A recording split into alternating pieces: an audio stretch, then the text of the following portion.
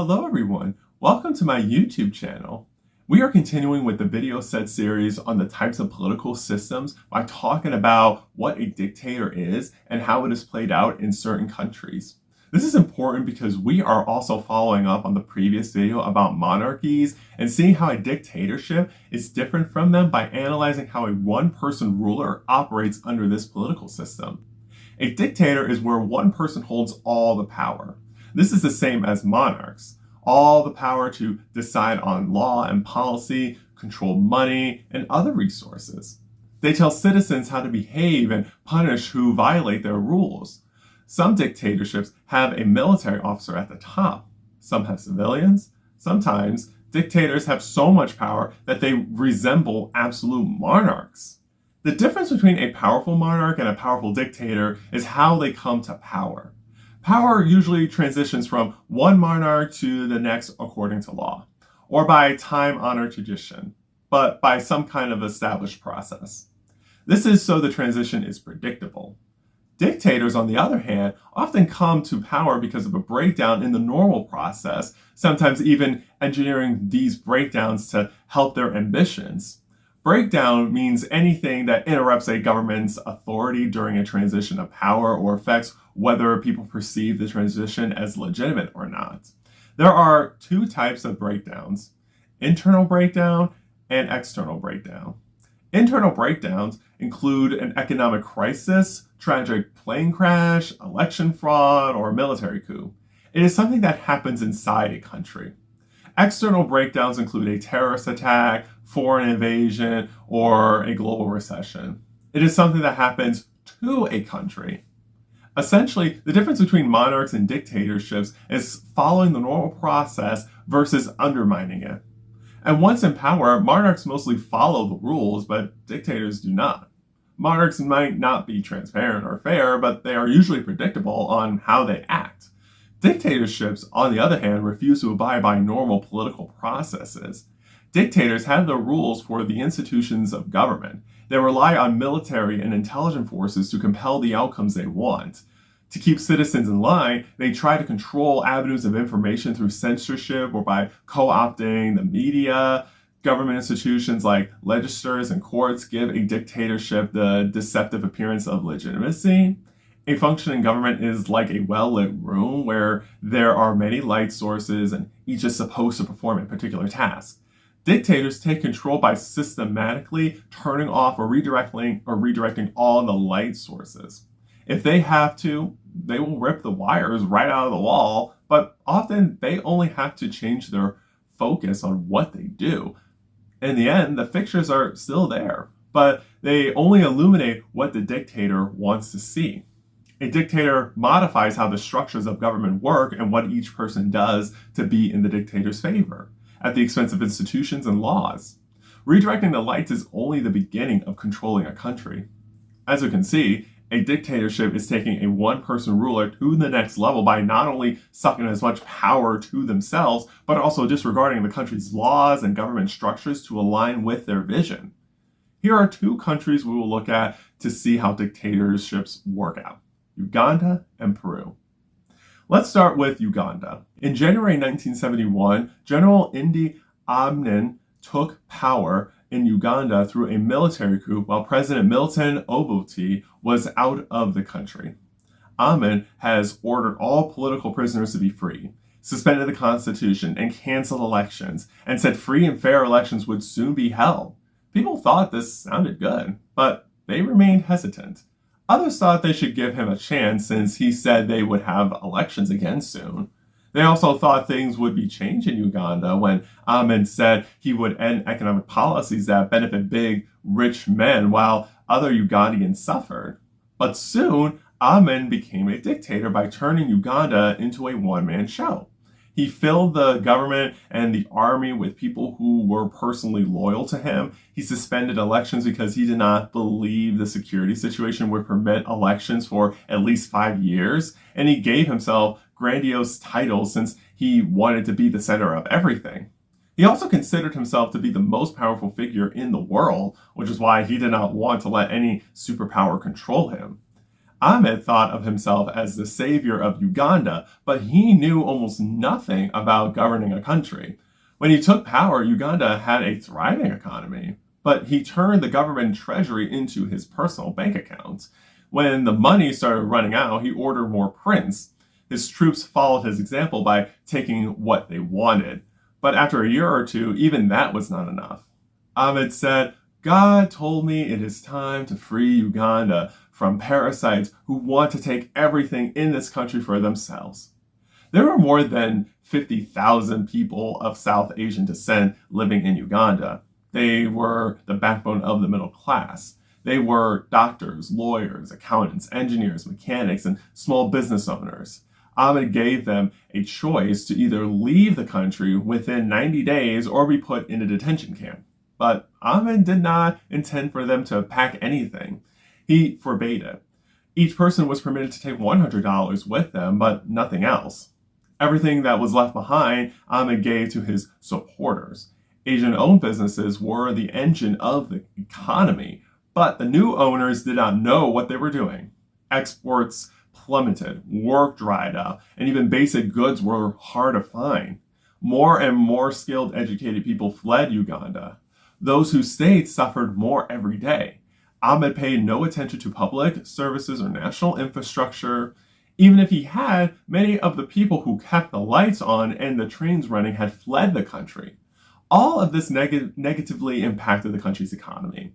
There were some people who got fed up and started protesting. But Ahmed met any opposition, no matter how mild, with extreme brutality. His regime killed 300,000 people in 8 years.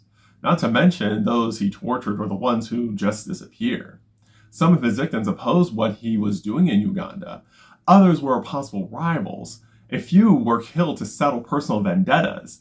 But most suffered simply because they had something Ahmed or his allies wanted. Eventually, Idi Amin was forced out of power in April 1979 by a coalition of Ugandan rebels and the Tanzanian army after he tried to invade Tanzania. He reportedly fled the country. Based on Ahmed's time in power, this circumstance not only shows what a dictator does while in power, but also the message a dictatorship leaves behind. The message is that the lights go out too quickly, and sometimes not everyone realizes they are living in the dark until it is too late. It will not hit enough people that a ruler is actually doing more harm than good until the people experience the negative effects. And when they feel those negative effects, it will take so long to recover from the damage. When it comes to trying to hold a dictator accountable, it will be a tough hill to climb. Even if the dictator is successfully held accountable, the damage is already done because there will have been human and economic costs to a country. Let's proceed to Peru. In the 1980s, there was a Maoist guerrilla insurgency called Sendero Luminoso, or the Shining Path, which was led by Admiral Guzman. It fought a vicious war against the democratic government, which it funded through drug trafficking. By the 1980 election, more than 15,000 people had died, and Peru was the largest supplier of cocoa leaf in the world. Peru was also in the middle of an economic crisis because jobs were scarce, unemployment was high, and hyperinflation made basic goods extremely expensive. Voters were looking for someone to blame. They were also looking for someone to fix the problems. In this case, Alberto Fujimori ran for president and was outspoken against Sendero Luminoso by saying they were attacking innocent people, destroying homes, and threatening the children. He said that he would promise change if he got elected. People thought he might win since he got that outsider energy. And he did win. At first, he seemed to be fixing Peru's problems when he privatized state-owned enterprises and paid down the foreign debt. But he wasn't exactly doing much against unemployment or cholera, which is a bacterial infection. And people wondered why all the money was going to something called the Ministry of the Presidency. He replaced judges and other officials with people loyal to him. His economic reforms increased the national budget by 25 times. during his first term, and that new revenue went to agencies he controlled. And he reorganized the military and intelligence services to fight Sendero Luminoso by, coincidentally, appointing his closest allies to senior posts. When they captured the leader of Sendero Luminoso, this made Fujimori even more popular. However, some people were starting to have concerns. People got credible reports of mass murder and torture in the name of fighting Sendero Luminoso.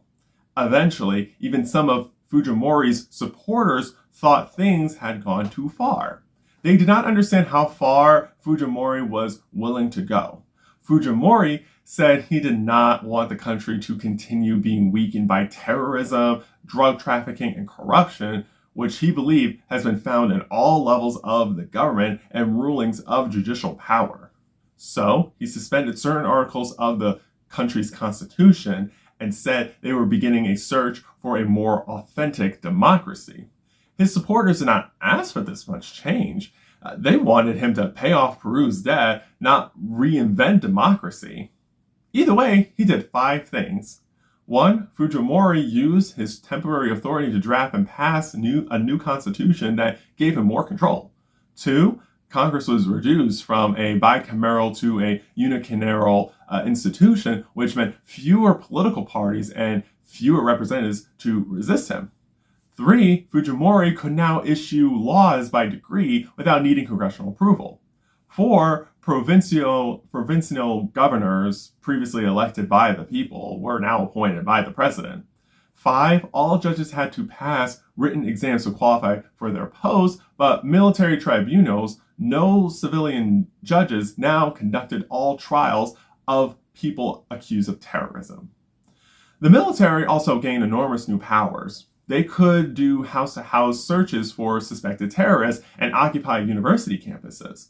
Senior generals were now appointed and removed by Fujimori, not by the Senate, so they owned their position solely to him. Military personnel were given amnesty for human rights abuses they committed as part of the war on terror. Whenever people started complaining, Fujimori reminded them what was at stake by asking them if they want the recession and drug trafficking back. Since he knew people did not want those things, he kept doing these overpowered actions as an excuse and portraying it as a necessity. More and more crimes were treated as terrorism, such as theft, robbery, kidnapping, and assault. People believed they were constantly surrounded by terrorists because there was violence everywhere in the days of the war. These included explosions on buses, cars, and in the mail, as well as abductions and assassinations. Fujimori made sure his message, and only his message, was spread by buying, blackmailing, and threatening media organizations. For example, Barnuch Ivacher used to own the TV station Free Sunia Latina. They reported on the abuses of the regime. So the regime took his TV station and his citizenship away. Fujimori undermined or co-opted all the institutions that could resist him, such as government institutions like the military, Congress, and judiciary, and civil society institutions like universities, trade unions, and the press. Despite all of this, Fujimori won 2 more elections. People did not like what he did, but they did not want to go back to the bad old days of the insurgency. The people did not blame Fujimori because they thought he had to be tough to get all those corrupt people out of office.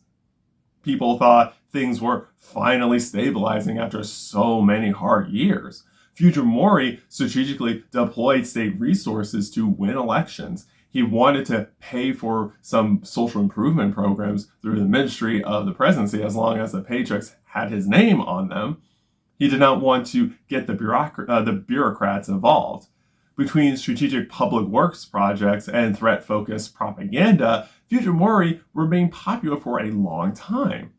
The Maoist insurgency had been defeated, his political opponents were disorganized, and the military was still firmly behind him.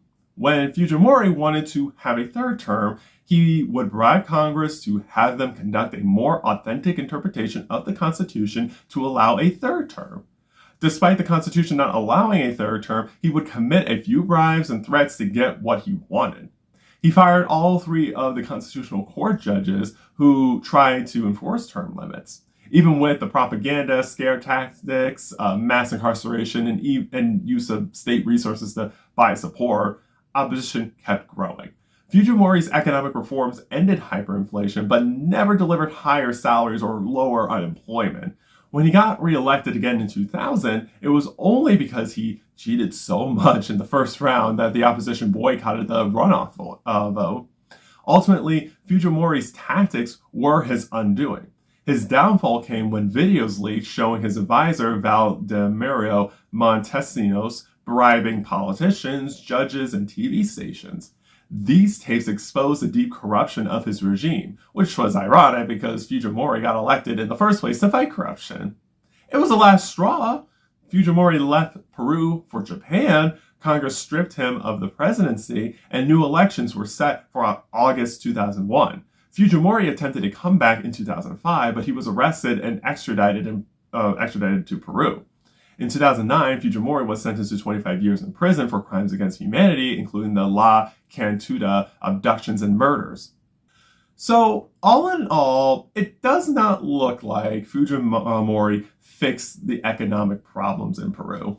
He left behind a government with little authority or legitimacy, and corruption was still one of the biggest problems in Peru. People worked so hard to build a democracy, and he took it apart so he could do things his way. It does not feel like a win anymore. Essentially, he exploited people's fears to follow his interests and against their interests by saying bad things will happen if Fujimori does not do things his way. It sounds like the my way or the highway approach that Fujimori did. So, here are some takeaways from these two examples. If we are aware that the consequences of a dictatorship are always bad, especially since dictators rarely want to give up their position willingly, why are we not more vigilant against dictators? Keep in mind that when crises occur, things are tense and uncertain. This makes people more emotional and not always think rationally. Times of crisis work best for dictators to try to claim power because they create a perception that they can control what is going on and stop the chaos, despite them also creating new chaos after they are put in power.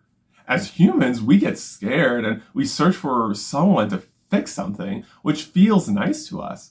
Even when someone's solutions will make everything worse, it is not always easy to tell because, again, we are acting emotionally. Dictators are often charismatic populists promising to change a government people do not like. Institutions are often not prepared for a direct assault on them, especially in democracies, because people do not believe a dictatorship can happen to them. People try not to believe their leader does not care about them or that they chose someone who would twist their government for the leader's benefit. People tell themselves someone will stop a leader before they go too far. People also want to give their leader the benefit of the doubt, even when people see the leader doing undemocratic things. Essentially, we try to deny any thoughts that our political leaders can be corrupt and can turn to dictatorship.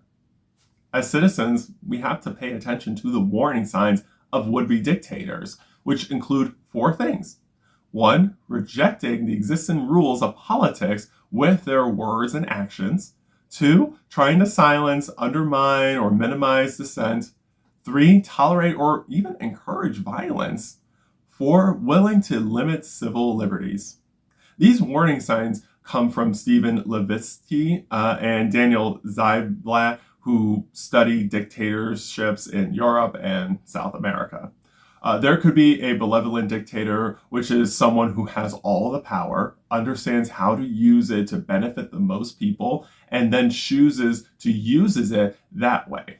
No matter what we call them, if one person has all the power and wealth, they will always be able to shut the door when someone disagrees with them. Or worse, there is simply no way to keep them from going down a dangerous path. By the time you get things back under control, a lot of damage has been done to the economy, to public trust in government, to the way the legislature, courts, and all other institutions work together, and to real people. That is essentially the main point of a dictatorship. When one person has all the power to do things for themselves and not for the people, their country ends up suffering. Whenever people try to speak out against these negative actions, not only do they not get heard, but also silenced in any way possible in a dictatorship. In conclusion, we are continuing to see that operating in a political system based on one person doing things for themselves and not for other people continues to lead to negative results. Dictatorships may promise order, but in the end, they create and leave chaos behind. So, what happens if we operate a political system where small amounts of people are in charge? We will talk about what this looks like and the issues with this kind of political system in the next video. Until then, please like this video, subscribe to my YouTube channel, and turn on the post notifications so you will be notified when I post my next video. I appreciate your support. Remember, you are powerful, you are capable, and you are the changemaker our society needs. Thank you so much for watching this video. I will see you soon.